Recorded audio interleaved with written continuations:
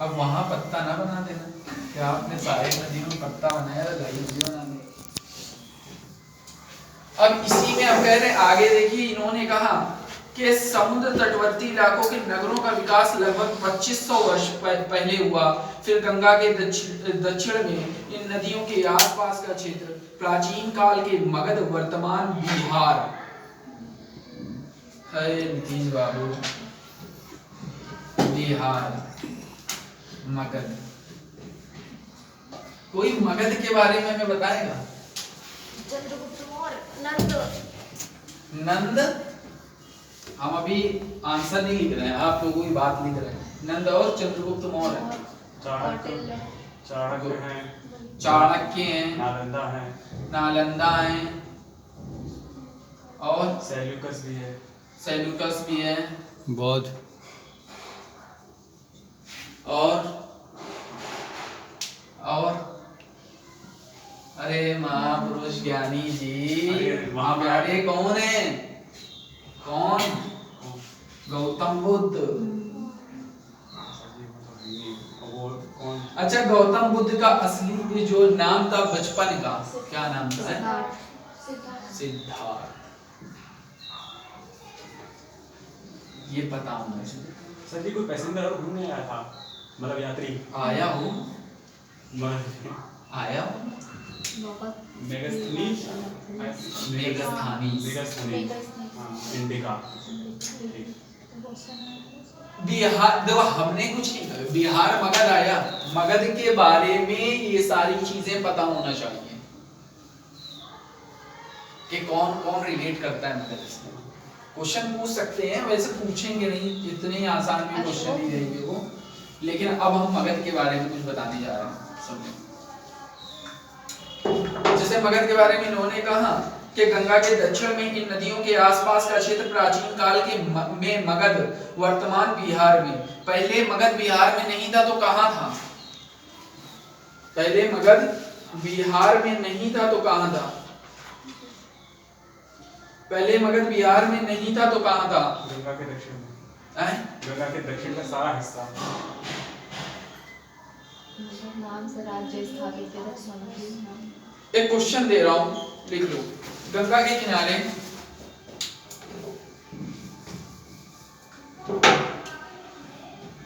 गंगा के किनारे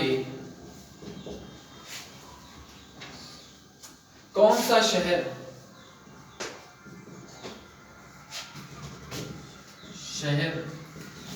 स्थापित हुआ या किया गया?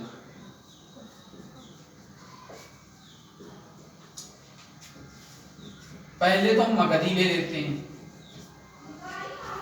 ठीक, मगध ले लिया। दूसरा विंध्य ले लिया, विंध्य। तीसरा नाम हमें याद नहीं आ रहा है, इसलिए हमने क्या किया, दोनों। यूपीएससी कहती है कि हमें नाम ये नहीं याद रहता ज्यादातर, तो दोनों कर देती है। डी करती है कोई नहीं। यूपीएससी का ये खेल है, याद रखना। मूर्ख बच्चे क्या करते हैं ज्यादातर, सर दोनों, क्योंकि बैकग्राउंड जानते ही नहीं उसका यूपीएससी, इसीलिए तो उसको कुछ आता ही नहीं है यूपीएससी को। क्योंकि यूपीएससी कहती है हम ये ज्यादा दिमाग नहीं लगाएंगे, हम 4 ऑप्शन दे देंगे, आप उसमें से कोई ना कोई लगा दोगे, तुक्का बैठ जाएगा, हम आपको लगाने नहीं देंगे तुक्का, इसलिए आप तुक्का इसी पे लगाओगे और वही आप गलत करके आओगे, 1 नंबर हम आपका काट लेंगे। सीधा सीधा फंडा यूपीएससी का। सर ऐसे पूछ सकती है, क्योंकि अभी इससे पहले जो क्वेश्चन हमने डिस्कस किया था उसमें भी दोनों कहा था कि दोनों, लेकिन दोनों नहीं थे, जौ और गेहूं से रिलेटेड जो क्वेश्चन बता रहे थे, तो आपने ध्यान ही नहीं दिया। अब यहाँ पर सीधे सीधे एक फंडा है कि जब गंगा मगध बिहार में नहीं था, जब बिहार में नहीं था, अब बिहार में आया ना वर्तमान में, जब बिहार में नहीं था तो कहां बसा था? आपकी एनसीईआरटी कह रही, मैं नहीं कह रहा हूं, एनसीईआरटी फिर कह रही गंगा के दक्षिण में इन नदियों के आसपास का क्षेत्र प्राचीन काल में, हम नहीं कह रहे प्राचीन काल में। हमने तभी पूछा कि मगध कहाँ है, तो आपने मगध बताया ही नहीं कि वर्तमान में तो बिहार में, लेकिन उससे पहले कहाँ था, उससे पहले पता होना चाहिए गंगा के किनारे दक्षिण में, गंगा के दक्षिण में, गंगा के दक्षिण में, ये भी याद होना चाहिए। या गंगा दक्षिण के किनारे, ये भी लिख लो, गंगा दक्षिण के किनारे कौन सा शहर स्थापित किया गया? तो मगध किया गया था, जो कि वर्तमान में बिहार में है। वर्तमान में कहाँ है? बिहार में। सर ये भी पूछ सकते हैं कि गंगा के किनारे कौन सा विशाल राज्य स्थापित किया गया? बताएं। यही होगा सर मगध। और क्या? हाँ यही होगा सर। क्योंकि सर अच्छा, साम्राज्य की बात कर दें अगर,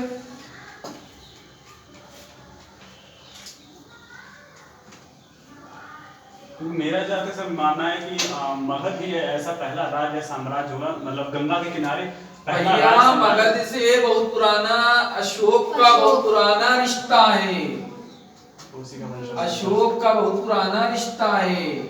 अशोक जिनके स्तंभ हमारे देश में, जो स्तंभ हैं जितने, कानपुर में भी एक स्तंभ है अशोक का।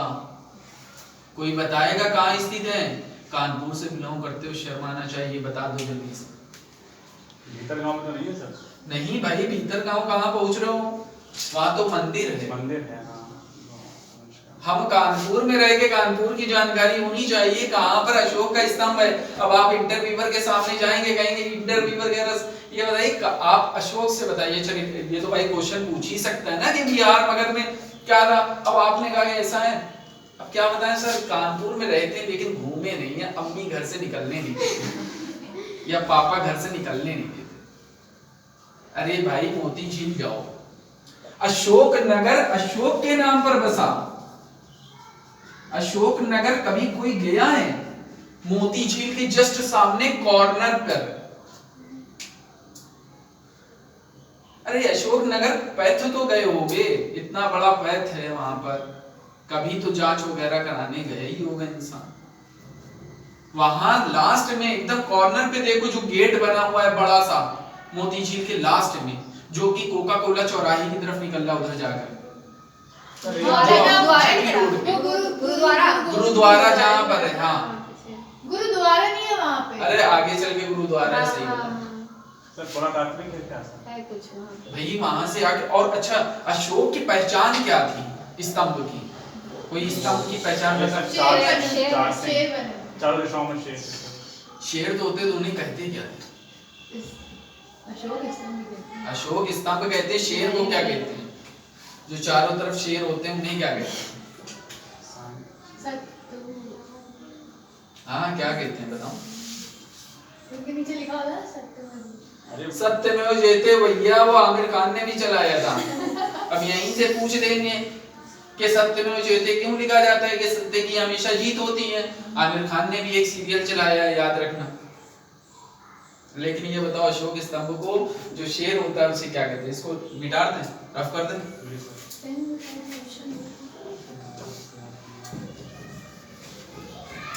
बताओ, कानपुर में हो, कानपुर ये जो लाजपत भवन है उसके बाहर गेट पे। हाँ, लाजपत भवन के ही पास, लाजपत भवन के कॉर्नर में बना हुआ है। कॉर्नर पे बना है।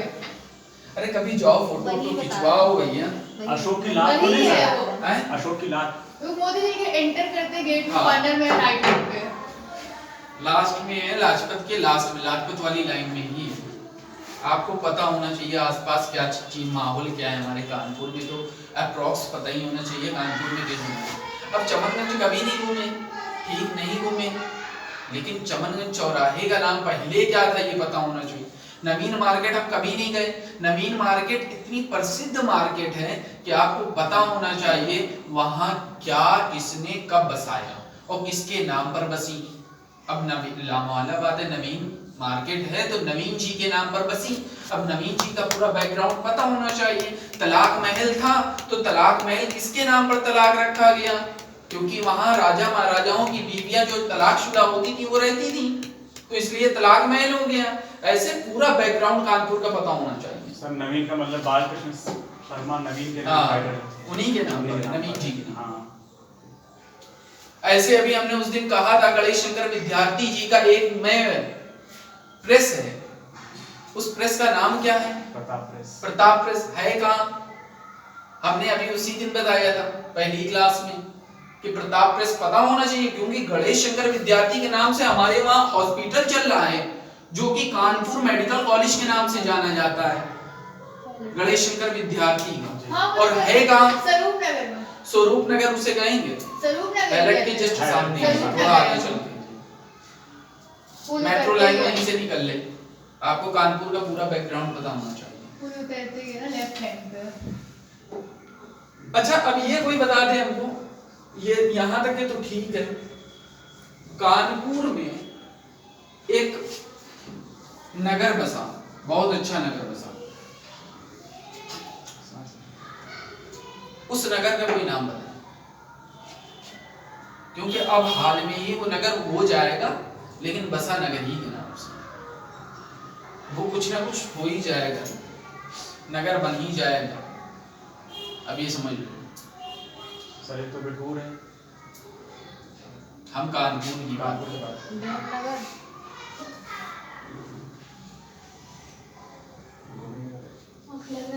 भी बहुत जरूरी होता है।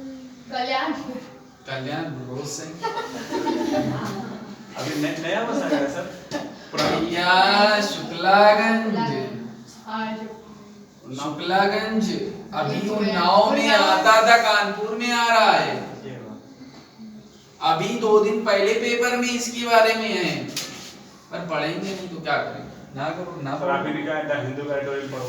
नहीं भाई, हिंदू का एडिटोरियल तो आपके मेंस के लिए जरूरी है, लेकिन जो दिन भर आप पेपर तो 1-2 तो पढ़ ही सकते हो, चाहे दैनिक, अपनी जानकारी के लिए तो पढ़ेंगे सर। कोई ऐसा पेपर लगा लो जो आपके लिए सुटेबल हो। अब ये पता होना चाहिए, शुक्लागंज जैसे मैंने कहा अभी 2 दिन चर्चा का विषय बना रहा, 2 दिन पहले। अभी आपने देखा होगा एक मंदिर था, उस मंदिर में प्रवेश वर्जित कर दिया गया था दलितों का, केरल में। कुछ याद आया? सबरीमाला तो बहुत फेमस है सर, महिलाओं के लिए सबरीमाला मंदिर। उसी की बात चल रही थी, और सर अभी चर्चा में बना रहा, यूपीएससी में पूछा गया। और सर अभी केरल में ही एक ऐसा हुआ जिसमें 19 अनुसूचित जाति वाले व्यक्तियों को पुजारी नियुक्त किया गया। हाँ। एक अनुसूचित जनजाति है। अब इसी में हम कहीं आगे नहीं जाएंगे, इसी एनसीईआरटी को देख रहे हैं। एनसीईआरटी में ये कह दिया गया, उसके बाद आगे हमने देखा कि लोगों ने सदैव, उसी के आगे देखिए स्थापना की गई के बाद अशोक की हमने कहा कल आप बताएंगे, आप सर्च कीजिए सर, वैसे तो उसे अशोक की लाट कहते हैं, अशोक की लाट के नाम से मतलब और पता कीजिए। जानकारी आप लोग देने में तो बेहतर है, हम देंगे तो उसका कोई मार्क अशोक की नहीं सिंह मिलेगा। स्तंभ के नाम से नहीं जाना जाता है। सिंह स्तंभ का मतलब होता है कि एक स्तंभ हो गया, वहां इस पे एक शेर ऐसे बना हुआ, जो चारों तरफ शेर बना है, वो आके ऐसे लग गया, तो उसका कोई अस्तित्व थोड़ी नहीं, ये स्तंभ है। हमारे पास फोटो भी है, पड़ी हुई है, हम गए थे, खिंचवाया था फोटो, क्योंकि जानकारी होना बहुत जरूरी है हर चीज की। अभी ऑफिस में नीचे देखिएगा, सर के वहां एक लगा हुआ है, सर के वहां एक दीवार पे ऐसे लगा हुआ है, एक मानचित्र ऐसा टाइप का, और उसमें बना हुआ है बाकायदा। जैसे सर कहते हैं अशोक की और सिंह कभी स्तंभ। देखिएगा आईएएस की जो फैकल्टीज है, या आप जाकर कहीं देखो जज वगैरह के पीछे, हमेशा हाई कोर्ट सुप्रीम कोर्ट के जज के जस्ट पीछे वहां पर लगा होगा 4 शेर होंगे, 4 मुंही शेर। लेकिन अब दिक्कत बोलते क्या ये, है सर? कहते क्या? बोलते क्या है वही तो हम आपसे जाना है। 4 शेर हैं, 4 शेर, एक इधर रहेगा, एक इधर रहेगा, एक सामने और एक पीछे। अशोक अरे अशोक स्तंभ को तो पूरा सिंह- कहते हैं, इसको क्या कहते हैं? सिंह उसको क्या कहते हैं? शेरों को। हाँ, ये कल बताएंगे, आप लोग सर्च कीजिएगा, देखिएगा। हमने अभी यहाँ पर देखा था कि लोगों ने सदैव उपमहाद्वीप के हिस्से, उसी के जस्ट नीचे देखिए, लोगों ने सदैव उपमहाद्वीप के एक हिस्से से दूसरे हिस्से तक यात्रा की। कभी कभी हिमालय जैसे ऊंचे पर्वतों, पहाड़ियों, रेगिस्तान, नदियों तथा समुद्रों के कारण यात्रा जोखिम भरी होती थी, फिर भी ये यात्रा उनके लिए असंभव नहीं थी। अतः कभी लोग काम की तलाश में तो कभी प्राकृतिक आपदाओं के कारण एक स्थान से दूसरे स्थान जाया करते थे। कभी कभी सेनाएं दूसरे क्षेत्रों में विजय हासिल करने के लिए जाती थी। अच्छा, एक कहावत चली थी, उस कहावत को किसने सुना? 100 चूहे खाकर बिल्ली हज को चली। सभी ने सुना। पहले यात्रा हज लोग जाते थे वो पानी के माध्यम से जाते थे। जो हाजी होते थे वो पानी के माध्यम से जाते थे। अब प्लेन का यूज होता है, तो 100 चूहे खा के बिल्ली हज को चली। वाला हाल यहाँ पे भी है कि पहले के लोग इतना स्ट्रगल करते थे, इतना संघर्ष करते थे कि इसमें लिखा हुआ है कि कभी कभी हिमालय जैसे ऊंचे पर्वतों, पहाड़ियों, रेगिस्तान, नदियों और समुद्रों के कारण यात्रा जोखिम भरी होती थी। आपको पता होना चाहिए कि प्राचीन काल में यात्रा जोखिम भरी क्यों होती थी? क्यों होती थी? पहाड़ है, पर्वत है, रेगिस्तान है। भाई अरे भाई साधन नहीं थे, संसाधन नहीं थे। याद रखिए, ट्रांसपोर्टेशन सिस्टम बहुत खराब था।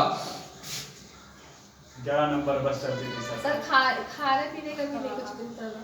11 नंबर की बस मोबाइल में नहीं था। अच्छा, एक बात हमको ये बताओ, 11 नंबर तो तुमने कह दिया, अच्छी बात है 11 नंबर, लेकिन हमें एक चीज ये बताओ कि जब हम लोग पहले के समय में जो पूर्वज थे, हम लोग नहीं पूर्वज, उनके पास सुबह 2-2, 3-3 कोस मील चले जा रहे, टाइम फिर भी खाने, रहने, सहने सबके साथ बचता था। सब एडजस्ट करते थे उतने इस टाइम में, 24 आवर्स में। 24 ही आवर्स तो उन्हें भी मिलते होंगे, ये तो नहीं कि उनको 26 या 27 मिल जाते हैं, 27, 28। हमको 24 मिलते हैं, लेकिन हमारे पास इतना समय नहीं है कि हम कुछ कर सके। पहले भी लोग पढ़े लिखे होते थे, तब ऐसा नहीं थी ना सर, तब यूपीएससी नहीं थी ना सर। अच्छा, तो यूपीएससी नहीं थी तो फिर संसाधन, ये जो हमारे वो हैं अधिकारी वगैरह, वो कैसे होते थे, कैसे बनते थे? सर तब तो शास्त्र और शस्त्र इनका ज्ञान से कराया जाता था। वो तो प्राचीन काल में था, यूपीएससी ऐसा। हाँ, तो वही 1900 सर हमने आज से 100 साल पहले की बात की, 100 वर्ष पूर्व की बात, तब की बात करो, क्योंकि पैदल चलने का एक तरीका तो होता होगा। अब घोड़ा एग्जैक्टली कि वो आलसी नहीं थे, हम आलसी हैं। खैर, संसाधनों की कमी थी, याद रखना, इसलिए यात्रा जोखिम भरी होती थी। और संसाधनों की कमी के वजह से, ट्रांसपोर्टेशन के वजह से हम क्या करते थे, 2-2, 10-10 दिन लग जाते थे खाली एक पर्वत चढ़ते चढ़ते। और आज हम 2 घंटे पढ़ना मुश्किल है, वो तो 10 घंटे चढ़ते थे अपना खपा कर, और बेचारे फिर भी चले जा रहे। लेकिन हम लोग जो है 2 घंटा नहीं पढ़ पाते। अब इसी में इन्होंने ये कहा, आगे आपके बारे में इसमें कुछ और ज्यादा नहीं है, इस पेज पे कुछ भी ज्यादा नहीं। साइड में देख लें क्या लिखा हुआ।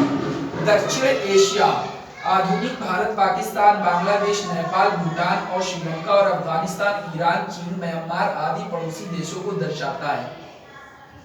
पता होना चाहिए, जो एक भारत हमारा है, प्यारा सा हिंदुस्तान, याद रखना, जो हमारा प्यारा सा हिंदुस्तान है, गंगा जमुनी तहजीब वाला, इसके आसपास कितनी शत्रु हैं, हम उन्हें शत्रु कहते हैं। कितने शत्रु हैं? हाँ, अब चाइना जबरदस्ती यहाँ शत्रुता फैला रहा, तो हम इन सबको शत्रु कहते हैं। आप शत्रु याद कर लीजिएगा, जितने शत्रु हैं सबको याद कर लीजिएगा, क्योंकि इंडिया अपना वैसे भी बेचारा दब जाता अर्जुन, कहता ठीक है अपनी जिद कर लो यार, क्या करना, तुम ही बड़े हो जाओ।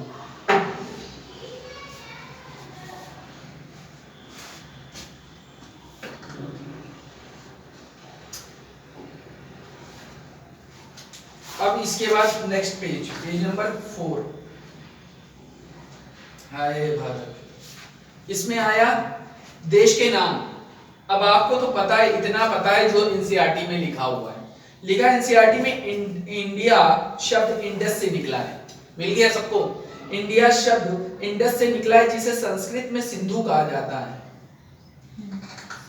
लगभग 2500 वर्ष पूर्व उत्तर पश्चिम की ओर से आने वाले ईरानियों यूनानियों ने सिंधु को हिंदोस और इंदोस कहा और इस नदी के पूर्व में स्थित भूमि प्रदेश को इंडिया कहा।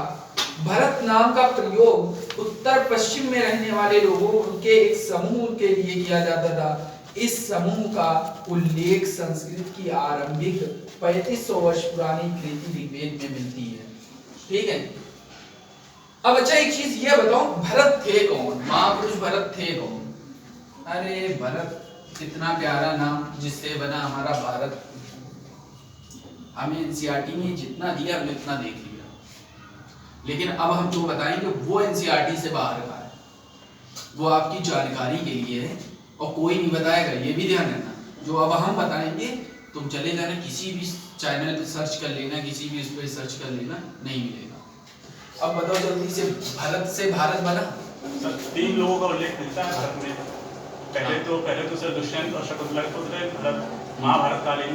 दूसरे सर क्या नाम? अरे मेरे श्री राम जी के भाई, उनके भरत नाम से हैं। और श्री राम के भाई महापुरुष श्री राम जी, जिनका अयोध्या में एक भव्य मंदिर बनना है, भव्य मंदिर कहेंगे। हाँ अच्छी बात है यार, लड़ाई झगड़ा खत्म हो गया इंडिया में, कुछ भी बना तो सही है। अब हमारे देश को कई नामों से भी जाना जाता है, अभी तक कि किसी को नहीं पता। अब हम बताते हैं किस किस नाम से जाना जाता है। आर्यव्रत, आर्यव्रत। भारत को, भरत को नहीं, भारत को, इंडिया को, इंडिया। इंडस, इंडस है हिंदुस्तान। चलो लिख देते हैं हिंदुस्तान। सर यही तो है। और बताओ, और बताओ।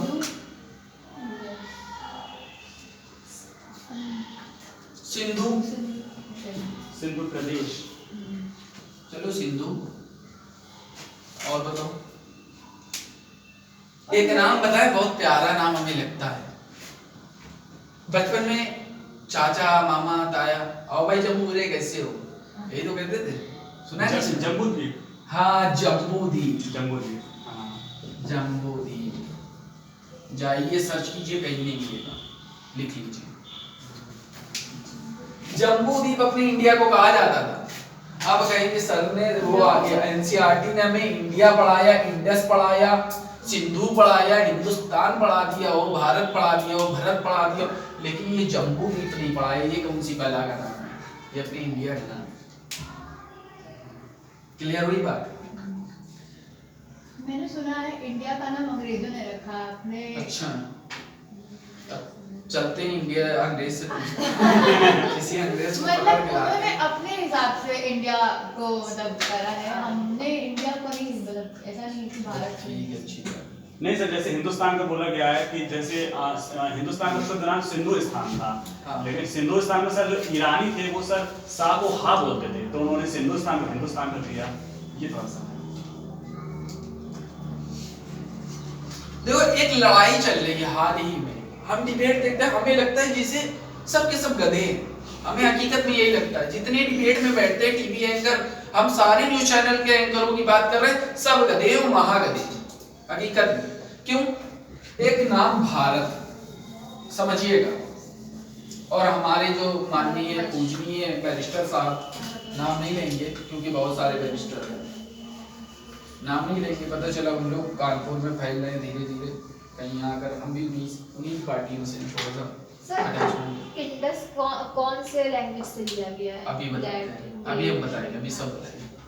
देखिए एक बात है साहब, हम हिंदुस्तान से इनकार करते हैं। अभी डिबेट टीवी डिबेट कुछ याद आया? क्यों? इसको संविधान में जोड़ने की बात हो रही है। हमें भारत नाम लेना पसंद है, लेकिन हमें हिंदुस्तान नहीं बोलेंगे, हम हिंदुस्तान नहीं बोलेंगे। अपनी सत्ता चलाने के लिए गुरु तुम अपना एक आदमी बैठाल देते हो टीवी एंकर, और जैसे कि अभी चल रहा था एंकर के साथ उनका लाइव शो लविंग वाला, कि खूब उसमें चला, किसमें, सोशल मीडिया में, याद रखना। कौन वाला क्या? लफ्ज याद नहीं भैया, उसका नाम ही ना लो। हमें एक वर्ड ये बता रहे हैं कि एक पार्टी ऐसी है हैदराबाद की कि जिसने इसको मुद्दा बना रखा, जबरदस्ती का मुद्दा। हम 3 नामों से जाने जाते हैं, इंडिया से, भारत से, हिंदुस्तान से, और तुम जो इनकार कर रहे हो, माननीय ओवैसी जी कह रहे हैं हम हिंदुस्तान नहीं कहेंगे, ना कहो गुरु तुम्हारी भला से, लेकिन समझ लो कि जब तुम सऊदी जाओगे, आज तुम्हें बताते हैं सऊदी में हमें क्या कहा जाता है। सऊदी में कहा जाता है हिंद मिस्कीन, हिंद मिस्कीन। क्यों कहा जाता है? क्योंकि सऊदी अरबिया वाले कहते हैं तुम सब हिंदुस्तान के भिखारी हो। मिस्कीन माने भिखारी, हिंद माने हिंदुस्तान के भिखारी तो वही है, तभी तुम उनके देश में जा रहे काम करने। अच्छी नजरों से नहीं देखते वहाँ। अब वो अपनी लड़की तक के तो देते नहीं है, उन्हें यहाँ की लड़कियां लेते हैं। वो कहते गुरु ऐसा है, हम लोग अपने में खुश हैं। तो अब लड़ाई किस बात की? लड़ाई किसी बात की नहीं। हो सकता वो आ जाए कि संविधान में हिंदुस्तान को प्रिस्क्राइब करना कितना उचित है। भाई वो दिमाग यूपीएससी वालों का क्या पूछना, तो ध्यान रखना। इसीलिए बता दिया टीवी डिबेट देखा करो, लेकिन गधों की बात पर विश्वास नहीं किया करो। नेक्स्ट,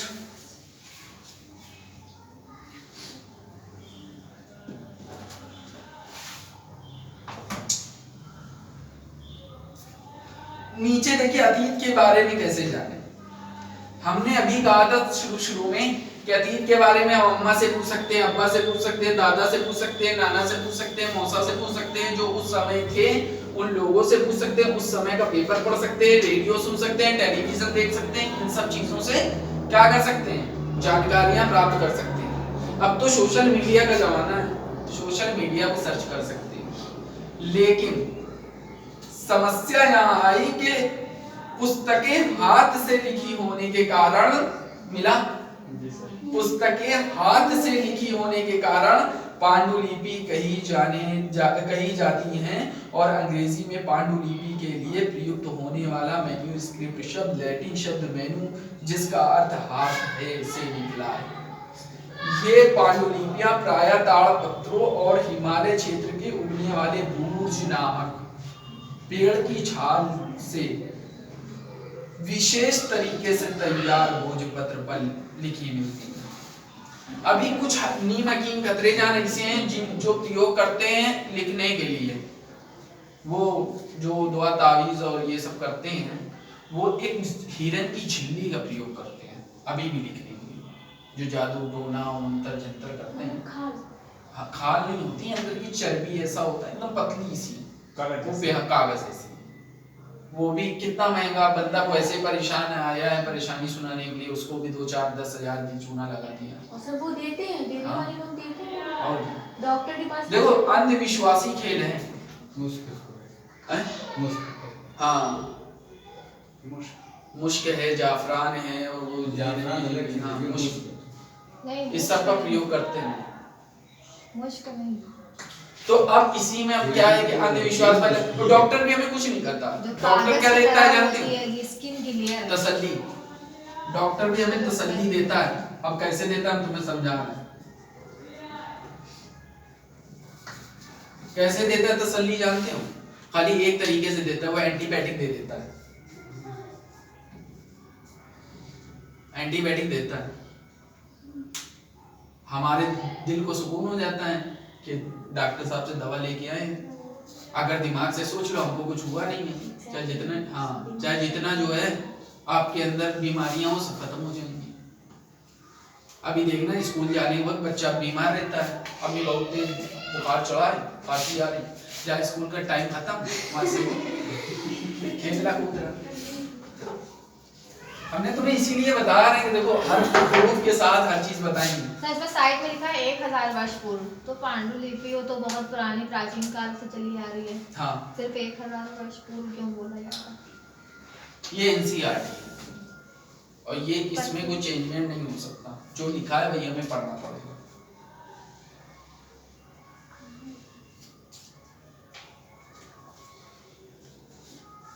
अच्छा, एक बात पूछ रहे हैं कि एक प्रश्न हमारे दिमाग में घर कर गया, पांडुलिपियां कहाँ लिखी गई थी?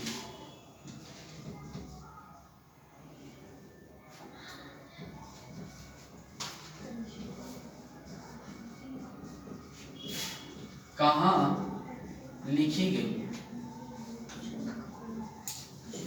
कोई बताएगा? हिमालय क्षेत्र में। और अब यही तुमने गलत कर दिया, यहीं से गलत कर दिया तुमने। ऑप्शन नहीं अभी सुने, तुमने सीधे सीधे ताड़ के पत्ते पर कहाँ लिखी, अच्छा, ये- किस पर कहाँ लिखी गई ये भी तो देखो ना। इसलिए कहते हैं पांडुलिपि किस पर लिखी गई?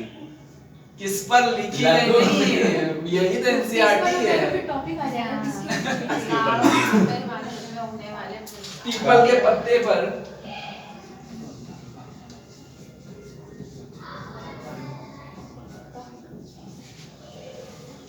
तीसरा केले के पत्ते पर, तुलसी के पत्ते पर। किसी पत्ते पर लिखी है, छोटा वाला।